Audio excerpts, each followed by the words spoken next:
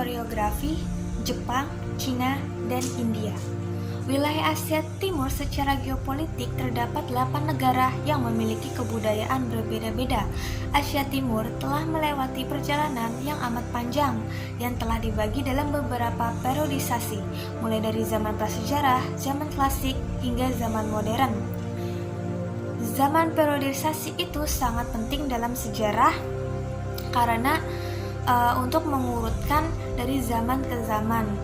Untuk Asia Timur sendiri, khususnya Cina, Jepang, dan juga India, akan saya bahas yaitu dengan karyanya yaitu Kokushi no Kenkyu.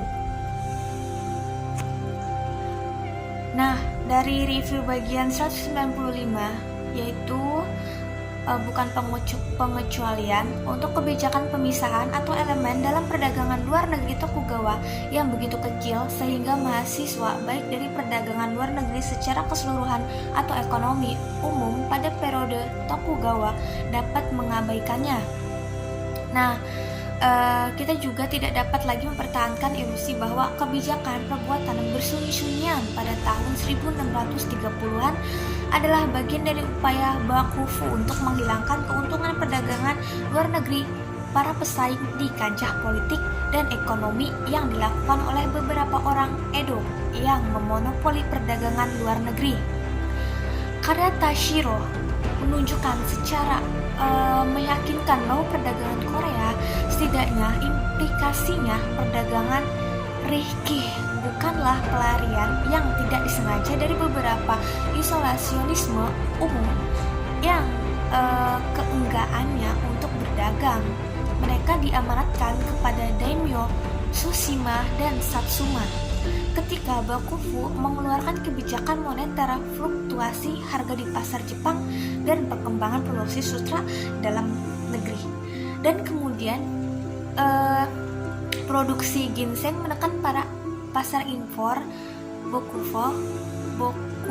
Bakufu tidak memonopoli perdagangan luar negeri, tetapi sebenarnya mensubsidi perdagangan Korea Tsushima dengan percetakan perak khususnya pada awalnya, dan kemudian dengan hibah langsung.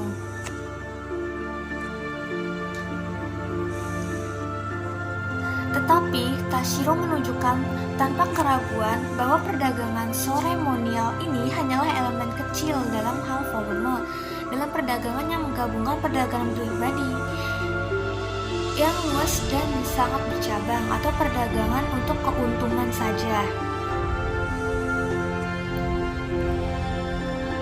Ini juga merupakan bagian utama dari keseluruhan perdagangan luar negeri Jepang dan faktor signifikan dalam perekonomian domestik Jepang dan jumlah uang beredar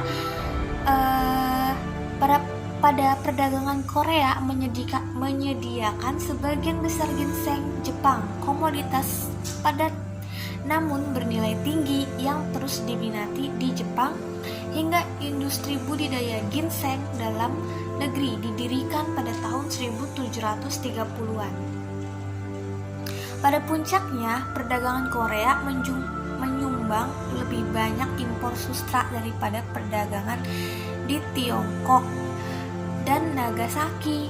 Tashiro menunjukkan dengan syarat yang membuat sustra Tiongkok yang diimpor dari Korea jauh lebih menguntungkan bagi Tsushima daripada impor Nagasaki ke rumah-rumah perdagangan yang mengendalikan Jepang mengakhiri perdagangan itu.